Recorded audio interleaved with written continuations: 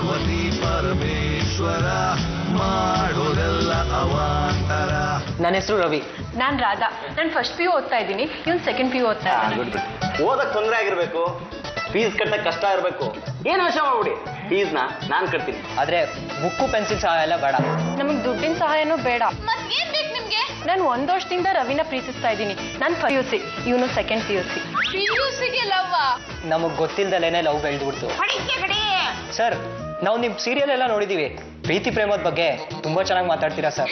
ಒಂದ್ ಸೀರಿಯಲ್ ಅಲ್ಲಂತೂ ಒಂದ್ ಚಿಕ್ಕ ಹುಡುಗಿಗೆ ಮದ್ವೆ ಅವ್ಳ ಜೀವನನೇ ಉದ್ಧಾರ ಮಾಡಿದೀರಾ. ನೋಡಮ್ಮ, ಅದೆಲ್ಲ ಸೀರಿಯಲ್ ಸಾಧ್ಯ, ಆದ್ರೆ ನಿಜ ಜೀವನದಲ್ಲಿ ಅಸಾಧ್ಯ. ಸರ್, ಹಾಗೆ ಹೇಳ್ಬೇಡಿ ಸರ್. ನೀವು ದೊಡ್ಡ ಸರ್ಟಿ. ನೀವ್ ನಿಂತು ನಮ್ಮಿಬ್ರು ಮದ್ವೆ ಮಾಡ್ಸಿದ್ರೆ ಯಾರು ಏನು ಮಾತಾಡಲ್ಲ. ನಾವು ಅಪ್ಪ ಅಮ್ಮ ಕೂಡ ಮಾತಾಡಲ್ಲ. ಗಂಡಿಗೆ 21 ವರ್ಷ, ಹೆಣ್ಣಿಗೆ 18 ವರ್ಷ ತುಂಬಿದ್ರೆ ಮಾತ್ರ ಮದ್ವೆ ಆಗಕ್ ಸಾಧ್ಯ.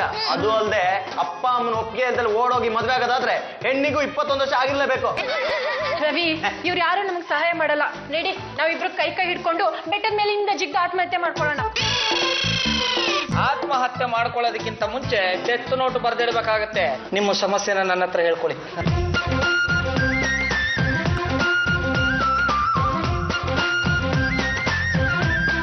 ನೀವೇನು ಯೋಚನೆ ಮಾಡಬೇಡಿ, ನಿಮ್ಮ ಕಷ್ಟನ ನಮಗೆ ಬಿಟ್ಟುಬಿಡಿ. ಅಂದ್ರೆ ನಮ್ಮ ಮದ್ವೆ ಗ್ಯಾರಂಟಿನಾ? ಆಗತ್ತಮ್ಮ, ಅದಕ್ಕೆ ಯಾಕೆ ತಲೆ ಕೆಡ್ಸ್ಕೋತೀರಾ? ಮೇಡಮ್ನವ್ರೆ, ಪಾಪ ಅವ್ರ ಮುಖ ನೋಡಿದ್ರೆ ತುಂಬಾ ದಿನದಿಂದ ಊಟ ಮಾಡಿಲ್ಲ ಅಂತ ಕಾಣಿಸ್ತಾ ಇದೆ. ಹೌದು, ಊಟ ಮಾಡ್ದಲೆ 2 ದಿನ ಆಯ್ತು ಸರ್. ಬನ್ನಿ. ನಿಮ್ಮಿಬ್ರು ಮದ್ವೆ ಆಗಿದೆ ಅಂತ ಕಲ್ಪನೆ ಮಾಡ್ಕೊಳ್ಳಿ, ಕನ್ಸ್ ಕಾಣಿ. ಆ ದೃಶ್ಯ ಯಥಾವತ್ತಾಗಿರ್ಬೇಕು.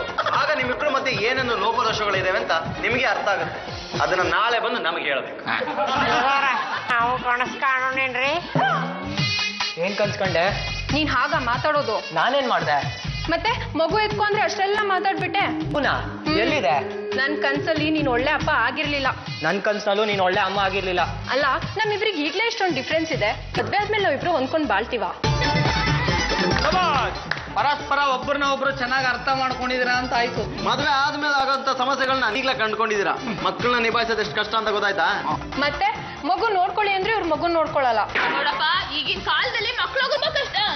ಮಗು ಬೇಕು ಅಂತ ಕೇಳ್ತಾನೆ ಇದ್ದೀನಿ, ಇವ್ರು ಮನ್ಸೇ ಮಾಡ್ತಾ ಇಲ್ಲ. ನಾವೀಗ ಏನ್ ಮಾಡ್ಬೇಕು ಅಂತ ಆಗ್ತಿಲ್ಲ. ನೋಡಿ, ನಿಮ್ಮಿಬ್ರಿಗೆ ಕಷ್ಟಗಳೇನು ಅಂತ ಒಂದ್ರ ಮೇಲೆ ಒಂದು ಅರ್ಥ ಆಗಿದೆ ಅಲ್ವಾ? ನೋಡಿ, ನಿಮ್ಗೆ 3ನೇ ಟೆಸ್ಟ್. ನಾವು ನಿಮಗೆ ಸ್ವಲ್ಪ ದುಡ್ಡನ್ನ ಕೊಡ್ತೀವಿ. ಆ ದುಡ್ಡನ್ನ ಇಟ್ಕೊಂಡು ನೀವು ಸಂಸಾರ ಮಾಡಬೇಕು. ಸಂಸಾರ ಮಾಡಬೇಕು ಅಂದ್ರೆ ಹನಿಮೂನ್ಗೆ ಹೋಗ್ಬಿಡ್ಬೇಡ್ರಪ್ಪ. ಮದುವೆ ಆಗಿದ್ರು ಸ್ವಲ್ಪ ದೂರದಲ್ಲಿ ಇರಬೇಕು, ಡಿಸ್ಟೆನ್ಸ್ ನ ಮೇಂಟೈನ್ ಮಾಡಬೇಕು. ನೀವಿಬ್ರು ಗಂಡ ಹೆಂಡತಿ ಕಷ್ಟ ಸುಖ ಏನು ಅನ್ನೋ ಅರ್ಥ ಮಾಡ್ಕೊಳ್ಬೇಕು. ನಾವು ನೋಡ್ತಾ ಇರ್ತೀವಿ. ತಗೊಳ್ಳಿ 500 ರೂಪಾಯಿ. ಇದ್ರಲ್ಲಿ ನೀವು ಜೀವನ ಮಾಡಕ್ ಸಾಧ್ಯನಾ? ಅದನ್ನ ಪ್ರೂವ್ ಮಾಡಿ ತೋರಿಸಿ, ನಾವೆಲ್ಲ ನಿಂತು ನಿಮ್ಮಿಬ್ಬರು ಮದುವೆ ಮಾಡಿಸ್ತೀವಿ.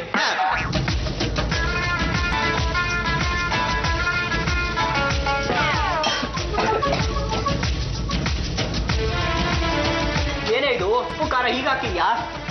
ಏನಾಗಿದೆ? ಖಾರದ ಪಾಯಸ ತರ ಮಾಡಿಟ್ಟಿದ್ಯಾ. ನೀನು ತಿನ್ನೋಡು. ಸ್ವಲ್ಪ ಖಾರ ಆಗಿದೆ, ನಾಳೆಯಿಂದ ಕಡಿಮೆ ಹಾಕ್ತೀನಿ ಬಿಡಿ. ಇರೋದ್ ನಾವಿಬ್ರು 6 ಜನಕ್ಕೆ ಮಾಡೋ ಅಷ್ಟು ಅಡ್ಗೆ ಮಾಡಿಟ್ಟಿದ್ಯಾ. ನಾಳೆ ಯಾರಾದ್ರೂ 4 ಜನ ಮನೆಗೆ ಗೆಸ್ಟ್ ಬಂದ್ರೆ ಹೇಗ್ ಮಾಡ್ಬೇಕಂತ ತಿಳ್ಕೊಬೇಕಲ್ವಾ? ತಪ್ಪು ಮಾಡೋದ್ ಮಾಡ್ಬಿಟ್ಟು ಅದನ್ನ ತಿತ್ಕೊಳಕ್ ಒಂದ್ ಕಾರಣ ಹೇಳೆ.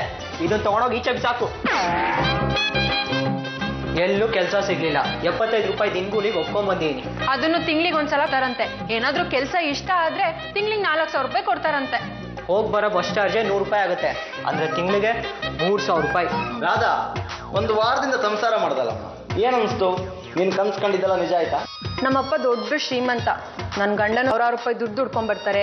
ಆರಾಮಾಗಿ TV ನೋಡ್ಕೊಂಡು ನನ್ನ ಗಂಡ ಜೊತೆ ಸುತ್ತಾಡ್ಕೊಂಡು ಇರ್ಬೋದು ಅಂತ ಏನೆಲ್ಲ ಕನಸ್ಕೊಂಡಿದ್ದೆ. ಆದ್ರೆ ಅದ್ಯಾವುದು ನನ್ಸಾಗ್ಲಿಲ್ಲ. ರವಿ, ನೀನೇನು ಅನ್ಕೊಂಡಿದ್ದಪ್ಪ? ನಮ್ಮ ಮಾವನ ಕಡೆಯಿಂದ ಸ್ವಲ್ಪ ಸಿಗುತ್ತೆ. ಕಡೆ ಪಕ್ಷ ಸ್ಕೂಟ್ರೋ ಕಾರ ಸಿಗುತ್ತೆ. ಅದ್ರಲ್ಲಿ ಓಡಾಡ್ಕೊಂಡು ಆರಾಮಾಗಿ ಮೆರಿಬೋದು ಅನ್ಕೊಂಡೆ.